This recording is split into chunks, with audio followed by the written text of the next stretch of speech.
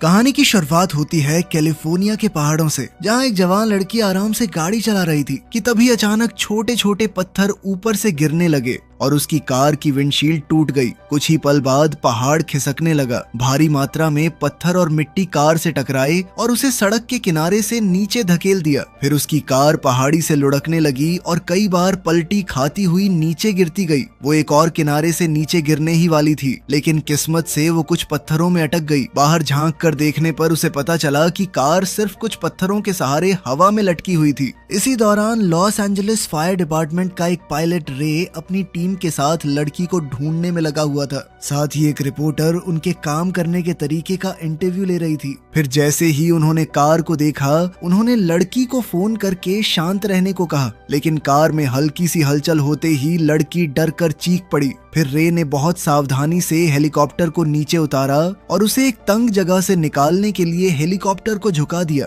उसके बाद एक रेस्क्यूअर रस्सी के सहारे नीचे उतरा ताकि वो कार को सुरक्षित कर सके। उसके पास सिर्फ 5 मिनट का समय बचा, क्योंकि उसके बाद हेलीकॉप्टर का इंजन जवाब दे सकता था। जैसे ही रेस्क्यूअर कार के करीब पहुंचा, लड़की ने घबरा कर उसकी तरफ हाथ बढ़ाया, जिससे कार दोबारा हिलने लगी। कुछ देर बाद कार को रोक लिया गया, लेकिन अचानक वो फिसल गई और रेस्क्यूअर उसमें फंस गया। उधर हेलीकॉप्टर भी जोर जोर से हिलने लगा और इंजन ज्यादा देर तक चलने की हालत में नहीं था। ये देखकर रे ने खुद नीचे जाने का फैसला किया। जब हेलीकॉप्टर से काला धुआं निकलना शुरू हुआ, तब रे कार तक पहुंच गया। उसने कार का दरवाजा तोड़ दिया और लड़की को बाहर निकाल लिया। उसी वक्त को पायलट ने कार को पकड़ने वाली रस्सी काट दी। इससे कार नीचे गिरकर बुरी तरह तबाह हो गई, लेकिन रेस्क्यूअर आजाद हो गया और रे ने लड़की को सुरक्षित पकड़े रखा। इसके बाद कैलिफोर्निया इंस्टीट्यूट ऑफ टेक्नोलॉजी में डॉक्टर डेविड बड़े भूकंपों के इतिहास पर लेक्चर दे रहे थे। उन्होंने बताया कि कैसे दुनिया भर में आए विनाशकारी भूकंपों ने लाखों लोगों की जान ली और भारी तबाही मचाई। फिर डेविड ने सैन एंड्रियास फॉल्ट का भी जिक्र किया, जो कैलिफोर्निया से गुजरती टेक्टोनिक प्लेट्स के मिलने की जगह थी। उन्हें पूरा यकीन था कि ये फॉर्मेशन कभी न कभी एक बहुत बड़े भूकंप का कारण जरूर बनेगी। लेक्चर के बाद डेविड अपने ऑफिस गए, जहां डॉक्टर पार्क ने उन्हें हूवर डैम के पास महसूस किए गए छोटे भूकंपों की जानकारी दी। दोनों ने तुरंत वहां जाकर जांच करने का फैसला किया। बाद में जब रे घर पहुंचा, उसकी बेटी टीना ने उसे फोन किया और कुछ सामान मांगा जो वो उसके घर पर छोड़ गई थी और कॉलेज ले जाना चाहती थी। लेकिन बात करते करते रे ने अचानक फोन काट दिया, क्योंकि उसने मेल में आए डाइवोर्स पेपर्स देख लिए थे। ये देखकर वो अंदर से टूट सा गया। इसके बाद रे टीना के कमरे में उसका सामान लेने गया। वहाँ उसे कुछ पुरानी तस्वीरें मिली, जिसमें उसकी एक मर चुकी बेटी की तस्वीर भी थी। वहीं दूसरी तरफ नेवाडा के हूवर डैम पर डॉक्टर पार्क और डॉक्टर डेविड अपने नए डिवाइस की मदद से भूकंप की गतिविधियों को नापने लगे। तभी अचानक उन्होंने देखा कि डिवाइस की रीडिंग्स एकदम तेजी से बढ़ गईं। कुछ ही पल बाद वहां जोर का भूकंप आ गया। उसी पल डैम के ऊपर डॉक्टर डेविड लोगों को भागने की चेतावनी देने के लिए दौड़ पड़े, लेकिन डॉक्टर पार्क अभी भी अंदर ही रह गए। जब डैम टूटना शुरू हुआ और चारों तरफ पत्थर गिरने लगे, तब पार्क सीढ़ियों से बाहर निकलने की कोशिश करने लगे। बाकी लोग भी घबरा कर इधर उधर भाग रहे थे। जल्द ही डैम की दीवारें टूटने लगी और पानी पूरे बहाव से आगे बढ़ने लगा, जिससे और भी ज्यादा तबाही मचने लगी। फिर पार्क तेज दौड़ते हुए बाहर निकलने में कामयाब हो गए, लेकिन तभी उनकी नजर एक जख्मी लड़की पर पड़ी, जिसके पैर में चोट आई हुई थी।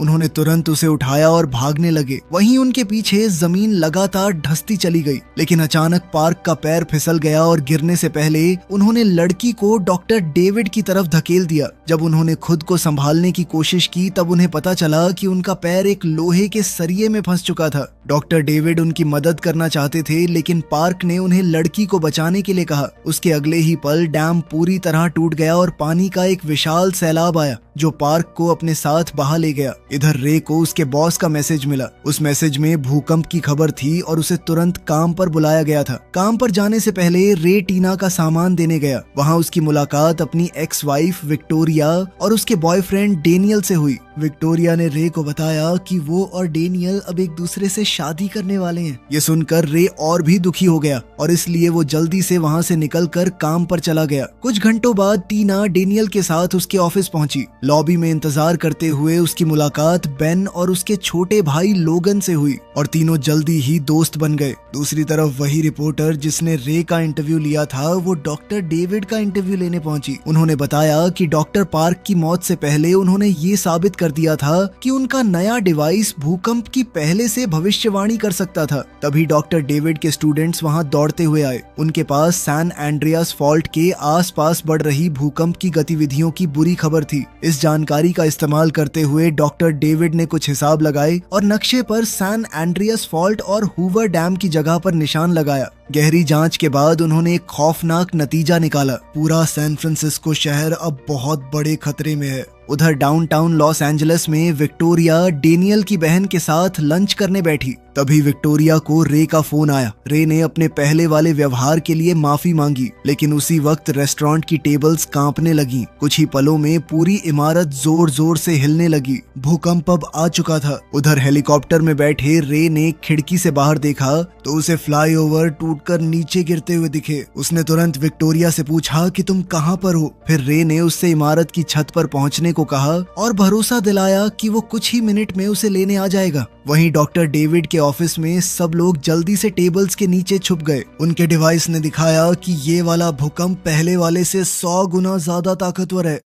उधर टीना डेनियल के साथ कार में बैठकर निकलने ही वाली थी कि तभी भूकंप वहां भी पहुंच गया। डैनियल ने तुरंत ड्राइवर को वहां से निकलने के लिए कहा और ड्राइवर ने कार पूरी रफ्तार से दौड़ा दी। इसी बीच पूरा पार्किंग एरिया टूटकर धंसने लगा और लोग घबराकर इधर उधर भागने लगे। तभी अचानक जमीन में एक बड़ा गड्ढा खुल गया। उनकी कार उसमें गिर गई और दीवार से टकराकर मलबे में फंस गई। फिर एक भारी लोहे का सरिया कार की छत पर आ गिरा। उसकी टक्कर से ड्राइवर की तुरंत मौत हो गई। ड्राइवर की सीट मुड़ गई और टीना के पैर बुरी तरह फंस गए। डैनियल उसे बाहर निकालने की बहुत कोशिश कर रहा था, लेकिन वो नाकाम रहा। आखिरकार उसने टीना से कहा कि मैं मदद लेकर आता हूँ। नीचे पहुंचकर डेनियल को एक सिक्योरिटी गार्ड मिला और उसने उससे मदद मांगी, लेकिन उसी पल छत का एक हिस्सा टूटकर गिरा और गार्ड उसके नीचे दब गया। ये देखकर डेनियल बुरी तरह डर गया। उसने टीना को वहीं छोड़ दिया और बाकी लोगों के साथ भाग निकला। लेकिन बेन और लोगन ने डेनियल और गार्ड की बात सुन ली थी। उन दोनों भाइयों ने खुद टीना को ढूंढने का फैसला किया। इसी दौरान रे लॉस एंजलिस की तरफ उड़ता चला जा रहा था। रास्ते में उसने मशहूर हॉलीवुड साइन को भी नीचे गिरते देखा। साथ ही शहर के कई हिस्सों से आग और धुआं उठने लगा। वहीं ऊंची इमारतें भी एक एक करके गिरने लगी। रेस्टोरेंट में भी लोगों के बीच अफरा तफरी मची हुई थी। विक्टोरिया ने बाहर निकलने के लिए एक दरवाजा खोला, लेकिन दरवाजे के पीछे तो कुछ था ही नहीं।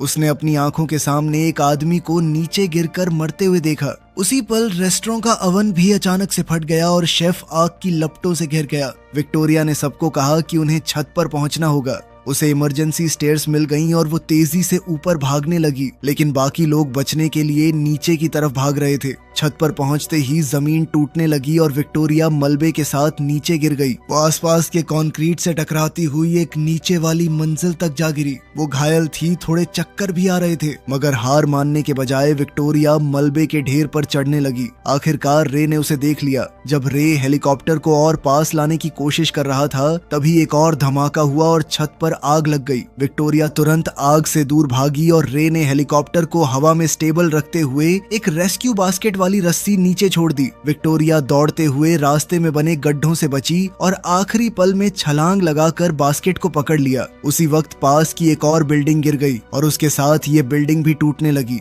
रे ने तुरंत उसे ऊपर खींच लिया और कॉकपिट में लौटकर हेलीकॉप्टर का कंट्रोल संभाला, क्योंकि एक और इमारत के गिरने की वजह से हेलीकॉप्टर तेज घूमने लगा। बहुत ही ज्यादा मुश्किल से हेलीकॉप्टर का एक दरवाजा खो देने के बाद भी किसी तरह वो लोग बच गए और बिल्डिंग्स के गिरने से पहले वहां से निकल गया। उधर सैन फ्रांसिस्को में टीना को अपना फोन मिल गया और उसने रे को मदद के लिए कॉल किया, लेकिन कुछ ही देर में सिग्नल चला गया। रे ने विक्टोरिया से कहा कि हमें टीना को बचाने जाना होगा। तभी और मलबा कार के ऊपर गिरने लगा। इसी दौरान बेन और लोगन टीना तक पहुंच गए और उसे निकालने के लिए एक लोहे की रॉड का इस्तेमाल करने लगे, लेकिन इससे और ज्यादा मलबा गिरने लगा। फिर बेन ने कार की डिक्की चेक की और उसे एक टायर जैक मिला। उसने उसकी मदद से ऊपर गिरा हुआ बीम उठाया, लेकिन वो सिर्फ थोड़ा सा ही उठा। जल्दी सोचते हुए बेन ने कार के टायर्स पंक्चर कर दिए ताकि कार नीचे बैठ जाए और टीना को निकलने के लिए थोड़ी और जगह मिल सके। ये तकनीक कामयाब रही और टीना ऐन मौके पर गाड़ी से बाहर निकल आई,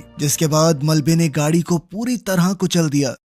उधर डेविड के ऑफिस में टीम मॉनिटरिंग सिस्टम से आए डेटा का एनालिसिस करने लगी और उन्होंने समझाया कि खतरा अभी खत्म नहीं हुआ था। तब डेविड ने रिपोर्टर से लोगों को चेतावनी देने में मदद मांगी। दोनों मीडिया सेंटर की तरफ दौड़े और कुछ स्टूडेंट्स के साथ मिलकर न्यूज ब्रॉडकास्ट्स को हैक कर दिया। उसके बाद रिपोर्टर ने डेविड का परिचय करवाया और डेविड ने पूरे देश को बताया कि और भी भूकंप आने वाले थे। उसने अंदाजा लगाया कि अगला भूकंप 9.5 मैग्नीट्यूड या उससे भी ज्यादा तक पहुंच सकता है। ये भूकंप कैलिफोर्निया में आएगा, लेकिन इसके झटके पूरे देश में महसूस किए जाएंगे। साथ ही सैन फ्रांसिस्को के लोगों को तो तुरंत शहर से निकलने को कह दिया उसने। उधर टीना, बेन और लोगन की मुश्किलें अभी खत्म नहीं हुई थी। इमारत दोबारा हिलने लगी और उसके टुकड़े टूटकर गिरने लगे, इसलिए तीनों तुरंत बाहर की तरफ भागे, जहाँ सड़कों पर हर तरफ अफरा तफरी मची हुई थी। काफी देर तक भागने के बाद झटके कुछ देर के लिए रुक गए। फिर टीना को याद आया कि रे ने उसे सिखाया था कि बिजली बंद होने पर पुराने लैंडलाइन फोन्स काम आ सकते हैं। इसलिए तीनों एक इलेक्ट्रॉनिक्स की दुकान ढूंढने निकल पड़े। उन्हें एक पुराना फोन मिल गया और टीना ने तुरंत रे को कॉल किया। उसने बताया कि डेनियल उसे छोड़कर भाग गया था। ये सुनकर विक्टोरिया गुस्से से भर गई। फिर रे ने टीना से कहा कि वो ऊंची जगह पर मौजूद कोइट टावर पहुंच जाए। उसने वादा किया कि वो जल्द ही वहां आकर उसे ले जाएगा। कॉल खत्म होने के बाद बेन ने अपने माता पिता को फोन किया, जबकि विक्टोरिया ने डेनियल को कॉल लगाया। लेकिन जब कॉल वॉइस मेल पे चली गई तो विक्टोरिया ने उसे धमकाते हुए कहा कि अगर तू इस भूकंप से बच गया ना कुत्ते, तो मुझसे नहीं बच पाएगा। दूसरी तरफ डेनियल बाकी बचे लोगों के साथ सड़क पर आगे बढ़ रहा था कि तभी उसी भूकंप ने एक और इमारत गिरा दी। भीड़ घबराकर अलग अलग दिशाओं में भागने लगी, लेकिन डेनियल सिर्फ अपनी जान बचाने के बारे में सोच रहा था। वो लोगों को धक्का देकर आगे बढ़ने लगा, जिससे धूल की तेज लहर एक आदमी को दूर उड़ा ले गई। इसी बीच रे और विक्टोरिया का हेलीकॉप्टर तबाह हो चुके बेकर्सफील्ड के ऊपर से गुजर रहा था कि अचानक उसका एक इंजन फट गया। रे समझ गया कि अब तो हेलीकॉप्टर गिरने वाला है। उसने उसे बचाने के लिए खतरनाक तरीके से कभी नीचे तो कभी ऊपर उड़ाना शुरू किया, ताकि किसी तरह सुरक्षित लैंडिंग की जा सके। लेकिन अचानक हेलीकॉप्टर एक लैंप पोस्ट से टकरा गया और नीचे गिरते हुए सीधा एक दुकान के अंदर जा घुसा। खुशकिस्मती से रे और विक्टोरिया सुरक्षित बच निकले। बाहर निकलकर उन्होंने देखा कि कुछ लोग इस आपदा का फायदा उठाकर मॉल को लूट रहे थे। वो दोनों छिपते छिपाते पार्किंग एरिया तक पहुंचे, जहां उन्हें एक ट्रक मिला जिसका दरवाजा खुला हुआ था। रे ट्रक को बिना चाबी स्टार्ट करने की कोशिश ही कर रहा था कि तभी एक चोर ने बंदूक दिखाकर उसे धमका दिया। रे ने बिना देर किए उसकी बंदूक छीन ली और एक जोर का मुक्का मार दिया। इसके बाद वो विक्टोरिया के साथ ट्रक लेकर वहां से निकल गया। कुछ देर बाद हाईवे पर उन्होंने एक बुजुर्ग जोड़े को देखा, जिनकी गाड़ी खराब हो गई थी और वो हाथ हिलाकर मदद मांग रहे थे। रे ने पहले उन्हें नजरअंदाज कर दिया और आगे बढ़ता रहा, लेकिन अचानक विक्टोरिया ने सड़क के बीच में सैन एंड्रियास फॉल्ट की वजह से बनी एक विशाल दरार देख ली। तब दोनों वापस बुजुर्ग जोड़े के पास गए। रे टोपी देखते ही पहचान गया कि ये बुजुर्ग आदमी शायद पहले पायलट रह चुका होगा। फिर बुजुर्ग जोड़ा उन्हें पास के एक एयरपोर्ट हैंगर तक ले गया। उनका शुक्रिया अदा करते हुए रे और विक्टोरिया ने उन्हें अपना ट्रक दे दिया और खुद एक छोटे प्लेन में सवार हो गए। प्लेन उड़ाने से पहले रे ने माफी मांगते हुए कहा कि हमारी बेटी के मर जाने के बाद मैं कभी तुमसे ढंग से बात नहीं कर पाया, क्योंकि उसे समझ ही नहीं आया था कि उस दर्द का सामना कैसे करे। वो खुद को इस हादसे का जिम्मेदार मानता था, क्योंकि उस दिन राफ्टिंग पर जाने का आइडिया उसी का था। साथ ही उसने ये भी माना कि मेरी वजह से ही हमारी शादी टूटी है। लेकिन विक्टोरिया ने उसे समझाया कि उनकी बेटी को कोई नहीं बचा सकता था और उसे खुद को दोष देना बंद कर देना चाहिए। उधर सैन फ्रांसिस्को में टीना, बेन और लोगन भीड़ के साथ चल रहे थे, जिसे एक गार्ड सुरक्षित जगह की तरफ ले जा रहा था। तभी टीना की नजर एक अकेले फायर ट्रक पर पड़ी। उसने ट्रक के अंदर से इमरजेंसी सप्लाईज वाला बॉक्स निकाला। वहां उन्हें एक रेडियो और खाने के लिए कुछ राशन भी मिला। बेन ने देखा कि कोइट टावर के आसपास आग और धुएं का घेरा बन चुका था। लोगन ने अपनी टूरिस्ट बुक में पढ़ा कि अगला सबसे ज्यादा हाइट वाला इलाका नॉब हिल है। इसलिए तीनों ने वहीं जाने का फैसला किया। हालांकि वो सुरक्षित रूट के बिल्कुल उल्टी दिशा में पड़ता था। कुछ देर बाद रे और विक्टोरिया का प्लेन भी सैन फ्रांसिस्को पहुंच गया, लेकिन एयरपोर्ट भी आग की लपटों में घिर चुका था। रे ने कहा कि हम लैंड नहीं कर सकते, हमें अब पैराशूट बांध के कूदना ही पड़ेगा। ये सुनते ही विक्टोरिया बहुत डर गई तो रे ने उसे भी अपने साथ ही जोड़ लिया और दोनों साथ में हवा में कूद गए। कई मिनट तक गिरने के बाद वो एक बेसबॉल फील्ड के बीच सुरक्षित उतर गए, लेकिन उसी वक्त एक और भयंकर भूकंप ने शहर को हिला दिया। डेविड और उसकी टीम फिर से टेबल्स के नीचे छिप गई, लेकिन इस बार बिल्डिंग पहले से भी ज्यादा जोर से कांपने लगी। सैन फ्रांसिस्को की सड़कों पर टीना, बेन और लोगन जमीन पर गिर पड़े। अब भूकंप की वजह से बिजली की तारें और आसपास की बिल्डिंग्स गिरने लगी थी। तीनों भागने की कोशिश कर रहे थे, लेकिन बेन गिर गया और शीशे का एक बड़ा टुकड़ा उसकी जांघ में घुस गया। ये देखकर लोगन टूट गया और रोने लगा। पूरा शहर उनकी आंखों के सामने धीरे धीरे बिखर रहा था। इमारतें गिर रही थीं, पुल टूट रहे थे और समुंदर का पानी भी अजीब तरह से हिलने लगा। जैसे ही रे और विक्टोरिया बाहर निकले, रे ने लोगों को चिल्लाकर कहा कि सब स्टेडियम के पीछे छुप जाएं, क्योंकि वहां पर गिरती हुई इमारतों का खतरा कम था। वहीं एक जख्मी औरत थी जो चल तक नहीं पा रही थी। रे ने बिना सोचे उसे अपनी बाहों में उठाया और स्टेडियम तक ले गया। सब लोग दीवार के साथ चिपक कर बैठ गए और इस तरह वो गिरती हुई इमारतों के नीचे दबने से बच गए। अब रे और विक्टोरिया को यह समझ आ गया था कि इतनी तबाही के बाद न गाड़ी काम आएगी और न पैदल चलना, इसीलिए उन्होंने बोट से जाने का फैसला किया। जैसे ही भूकंप रुका, टीना ने बेन की जांघ में घुसे हुए कांच के टुकड़े को निकाला और उसके घाव पर पट्टी बांध दी। दूसरी तरफ डेविड ने जब अपने कंप्यूटर पर चेक किया तो उसे पता चला कि ये तो आज तक का सबसे ताकतवर भूकंप है। कुछ देर बाद रे और विक्टोरिया उस टावर के पास पहुंचे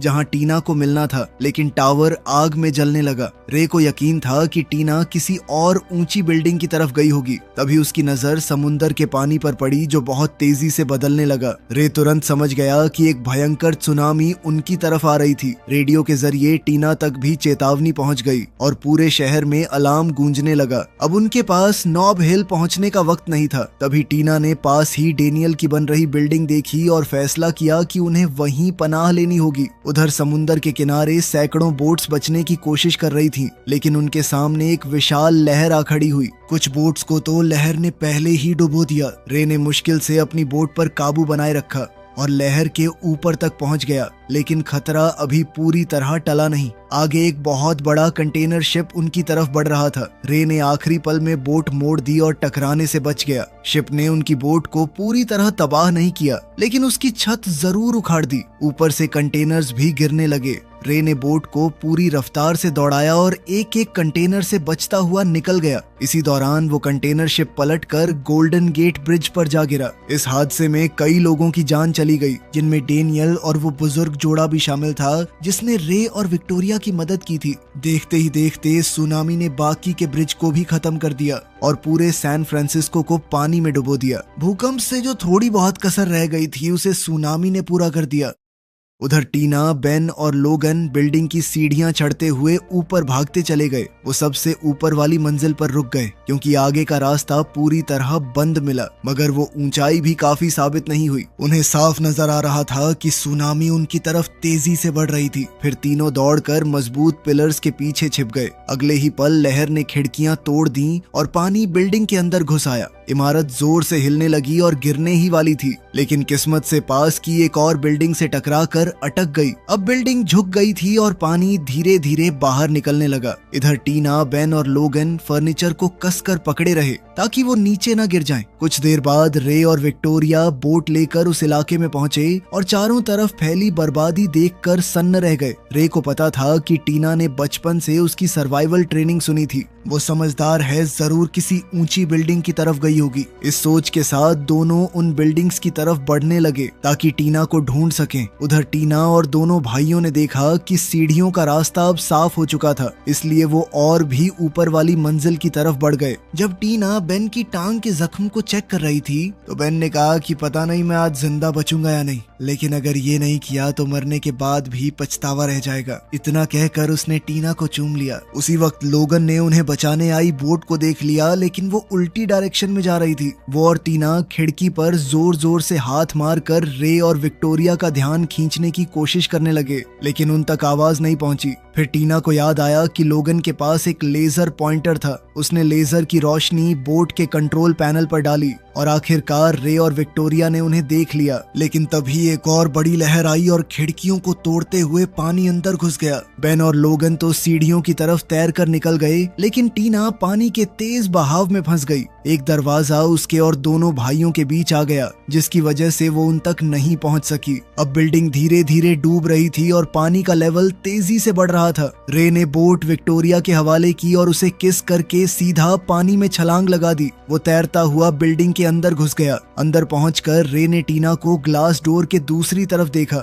उसने उसे इंतजार करने को कहा और रास्ता रोक रहे मलबे को हटाने की कोशिश करने लगा। वहीं ऊपर वाले फ्लोर पे बेन ने लोगन को एक सुरक्षित जगह रुकने को कहा और खुद टीना को बचाने वापस जाने लगा। लेकिन तभी बिल्डिंग फिर से हिलने लगी और पानी उनके फ्लोर तक भी पहुंच गया। पानी इतना भर गया था कि टीना के पास सांस लेने के लिए बची हुई आखिरी जगह भी खत्म हो गई और कुछ ही पलों में वो बेहोश हो गई। तब रे ने पूरी ताकत लगाकर मलबा हटाया और आखिरकार रास्ता बना लिया। वो टीना तक पहुंच गया और उसे लेकर तैरता हुआ ऊपर बेन और लोगन के पास आ गया। बिल्डिंग लगातार डूबती जा रही थी। रे टीना को सीपीआर देने लगा, जबकि बेन खिड़की तोड़ने की कोशिश में जुटा रहा, लेकिन उसमें इतनी ताकत नहीं बची। बाहर विक्टोरिया ने यह सब देखा और उसने बोट को घुमाकर बिल्डिंग की तरफ पूरी स्पीड से दौड़ा दिया। बोट सीधा बिल्डिंग के अंदर घुस गई और रास्ता बन गया। सब लोग जल्दी से बोट में चढ़कर निकल पड़े और कुछ ही पलों बाद उनके पीछे पूरी बिल्डिंग ढह गई। रे ने बहुत कोशिश की टीना को जगाने की, लेकिन जब वो नहीं जागी तो वो हार मानने लगा। लेकिन विक्टोरिया को रोते देखकर उसने फिर से हिम्मत जुटाई। वो अपनी एक और बेटी को खोना नहीं चाहता था। रे ने दोबारा सीपीआर देना शुरू किया और फिर अचानक टीना की सांस वापस आ गई।